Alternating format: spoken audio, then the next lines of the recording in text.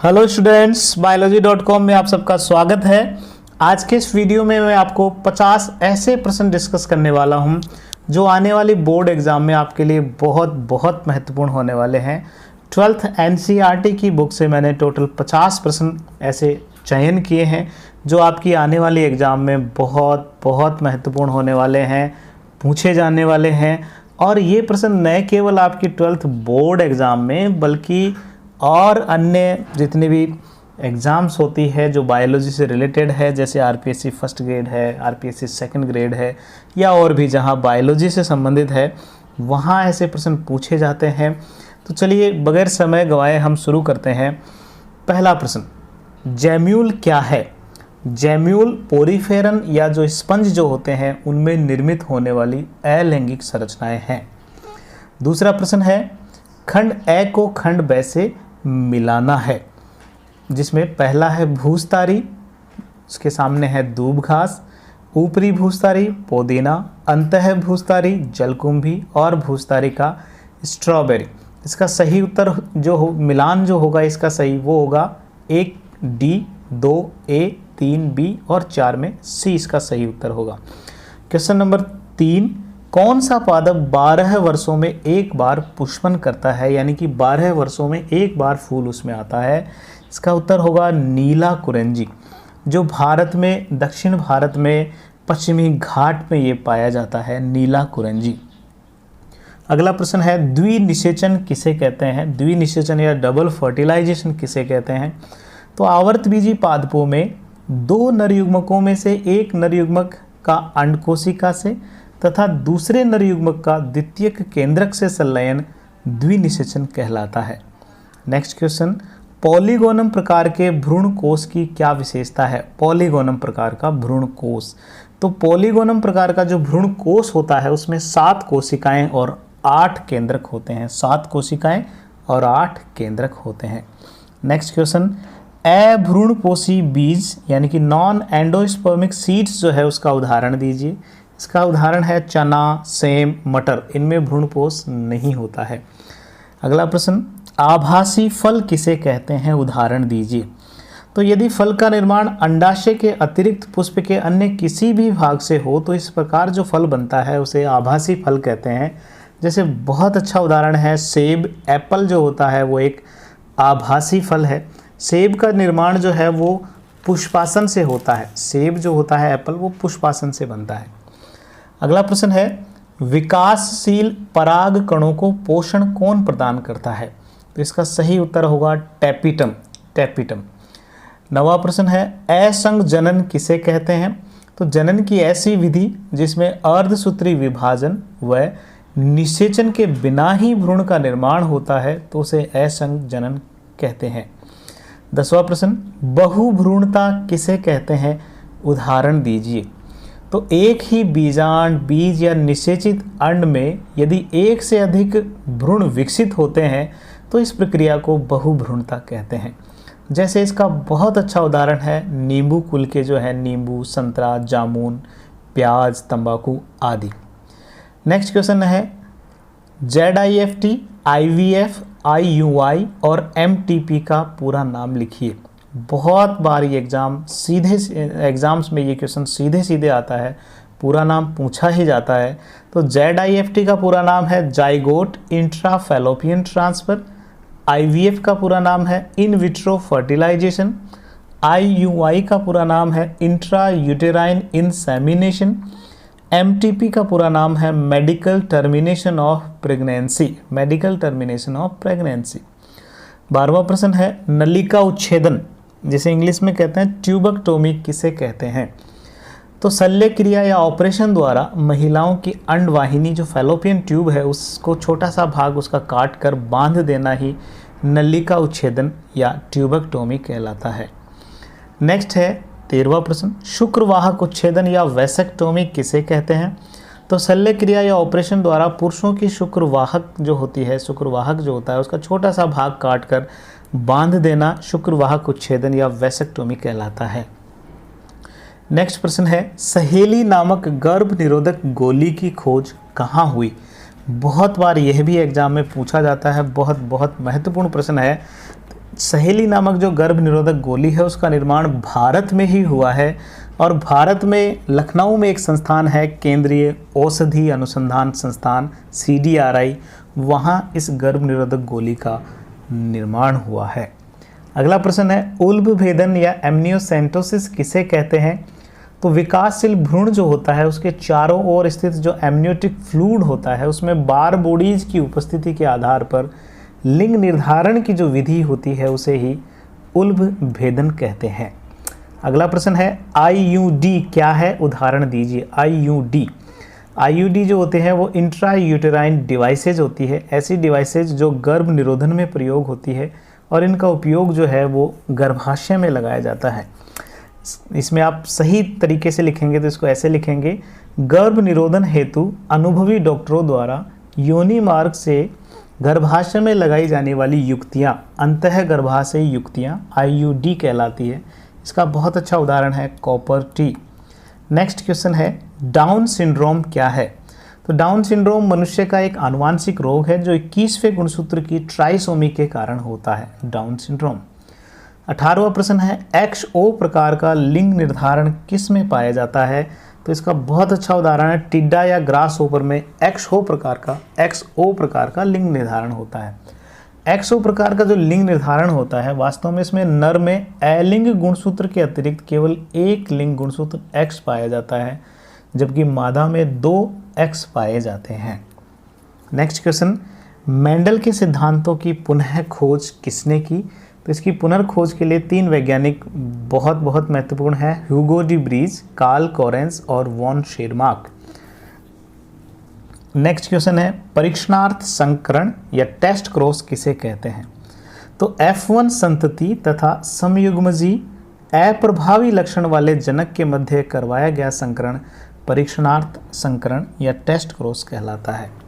Next question है, सहप्रभाविता किसे कहते हैं? उदाहरण दीजिए। सहप्रभाविता कोडोमिनेंस किसे कहते हैं? उदाहरण दीजिए।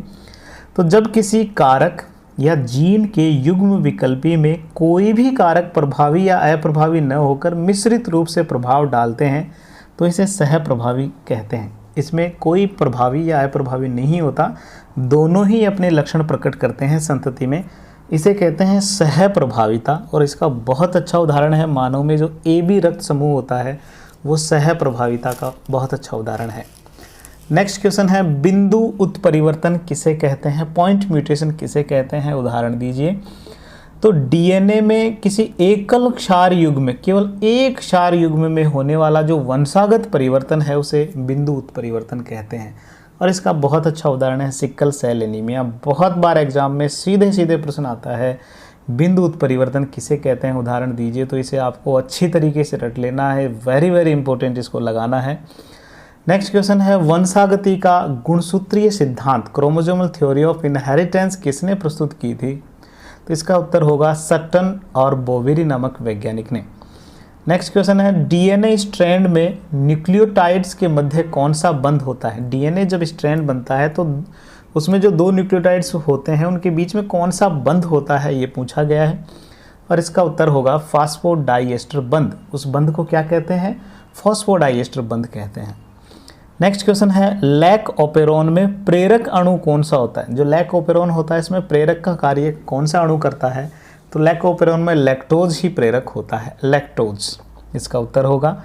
नेक्स्ट है, अनुक्रम टिप्पणी या सीक्वेंस एनोटेशन किसे कहते हैं? अनुक्रम टिप्पण या सीक्वेंस एनोटेशन किसे कहते हैं?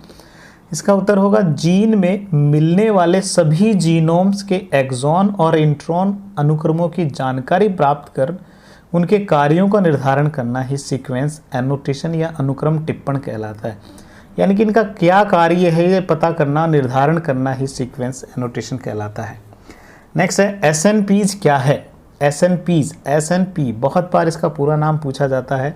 तो SNP है single nucleotide polymorphism, single nucleotide polymorphism. Next question है, स्टॉप कोडॉन्स हैं। आपको स्टॉप कोडॉन्स पूछे गए हैं तो आपको पता होगा 64 कोडॉन्स में 3 कोडॉन्स ऐसे होते हैं जो स्टॉप कोडॉन कहलाते हैं। इनके लिए कोई एमिनोम निर्धारण नहीं होता है, ये ट्रांसलेशन की क्रिया को रोकने का काम करते हैं। और वो 3 कोडॉन हैं UAA, UAG और UGA।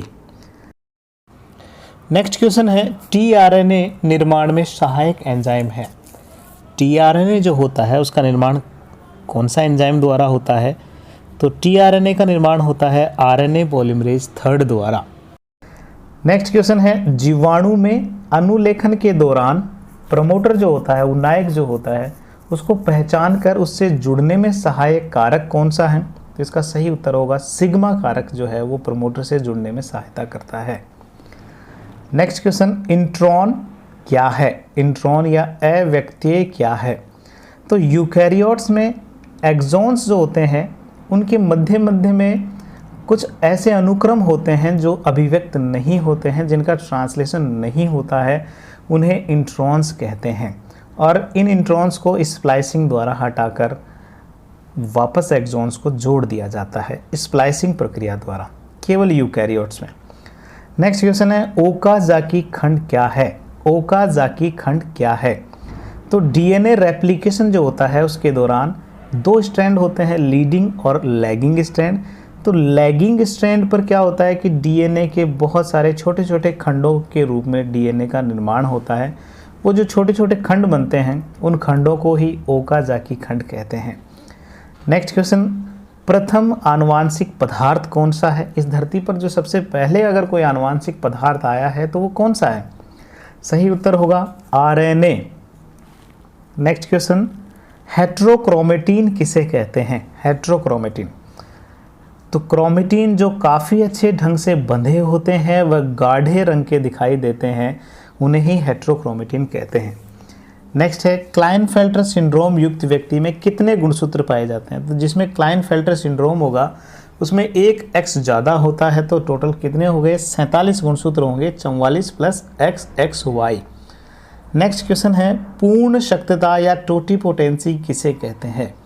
तो किसी कोशिका की पूर्ण जीव में परिवर्तित होने की क्षमता, कोई ऐसी कोशिका जो अपने आप में पूर्ण जीव को बनाने की क्षमता रखती हो, उस क्षमता को ही, उसकी उस क्षमता को ही पूर्ण शक्तता या टोटिपोटेंसी कहते हैं। जैसे युग्मनज जो होता है, जाइगोट जो होता है, उससे पूरा एनिमल बन सकता है, इसलिए उसकी ये जो क्षमता है पूरा एनिमल, पूरा जीव बनाने की ये जो क्षमता है उसे टोटिपोटेंसी कहते हैं। नेक्स्ट क्वेश्चन है सूक्ष्म प्रवर्धन किसे कहते हैं? माइक्रोप्रोपेगेशन किसे कहते हैं? तो उत्तक संवर्धन द्वारा हजारों की संख्या में पादपों को उत्पन्न करने की विधि सूक्ष्म प्रवर्धन कहलाती है। नेक्स्ट क्वेश्चन है दात्र कोशिका अरक्तता या सिकल सेल एनीमिया क्या है?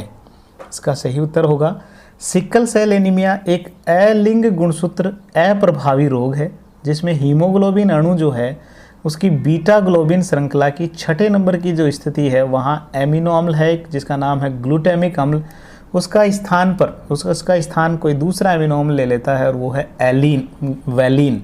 तो ग्लूटामिक अम्ल के स्थान पर वैलीन आ जाता है जिसकी वजह से आरबीसी का आकार बदलकर हंसियाकार हो जाता है और इसे ही सिकल सेल एनीमिया कहते हैं।